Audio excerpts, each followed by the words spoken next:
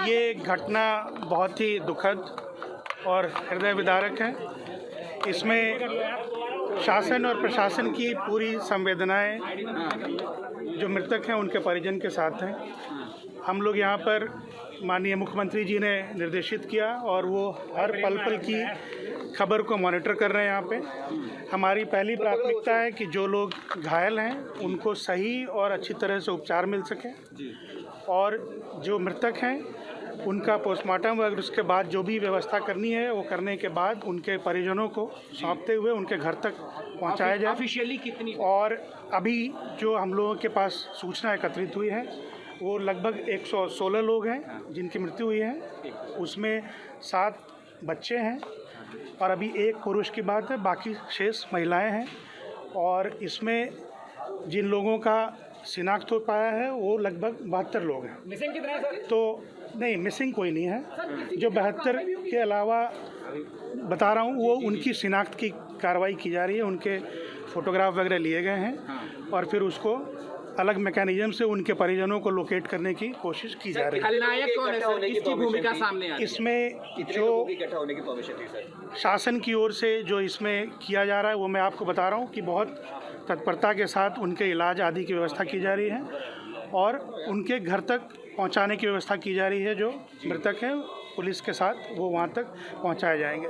राज्य सरकार ने इसमें 2 लाख मृतकों के लिए और 50,000 घायलों के लिए देने की बात कही है और इतनी ही धनराशि केंद्र सरकार की ओर से भी उन परिवारों को दी जाएगी। इसमें माननीय मुख्यमंत्री जी ने एडीजी और कमिश्नर इन 2 लोगों को बताया है कि 24 घंटे के अंदर अपनी जांच पूरी करके रिपोर्ट दें। अभी जो स्थिति हम लोगों के सामने आई है उसमें जो उनके मुख्य सेवादार थे उन्होंने एक एप्लीकेशन दिया था इस तरह के कार्यक्रम के लिए और उसमें लगभग 80,000 के आसपास भीड़ की उन्होंने उम्मीद बताई थी। लेकिन जो सूचना मिली है वो काफ़ी ज़्यादा उसकी संख्या वहाँ पे लोगों की थी, 80,000 से ज़्यादा थी। पुलिस काफ़ी बड़ी संख्या में डिप्लॉयड थी। उसके बाद भी जो बताया जा रहा है कि कार्यक्रम ख़त्म होने के बाद लोगों की कुछ प्रथा है कि उनके पैर छूने या वहाँ से मिट्टी लेने की बात है, उसमें भगदड़ मची और पास में कोई नाला है जिसमें एक के ऊपर एक लोग गिरते चले गए।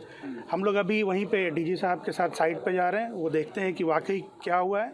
लेकिन ये मैं आपको आश्वस्त करना चाहूँगा कि बहुत सख्त कार्रवाई होगी जो लोग इसमें दोषी हैं और इसके साथ ही इसकी व्यवस्था भी की जाएगी कि इस तरह की घटना की कभी पुनरावृत्ति न हो। सर क्या आयोजक की भूमिका सर क्या आयोजक इस संपर्क है या फरार चल रहे हो? क्या उनके ऊपर भी एफआईआर होगी, कार्रवाई? बिल्कुल होगी। इतनी बड़ी घटना है तो बहुत सख्त एफआईआर होगी और बहुत सख्त कार्रवाई होगी। जिम्मेदारी सर बाबा है सर, इनके खिलाफ पहले भी मुकदमे हो रखे हैं जहां पे इन्होंने प्रशासन की बातें नहीं मानी थी और कोविड के टाइम पे भी बहुत सारे लोगों को इकट्ठा तो कैसे इजाजत दे दी? इजाजत कैसे मिल गई सर इनको? कौन लैब्स पे? एसटीएम ने परमिशन दी? किस बिना पे परमिशन दी?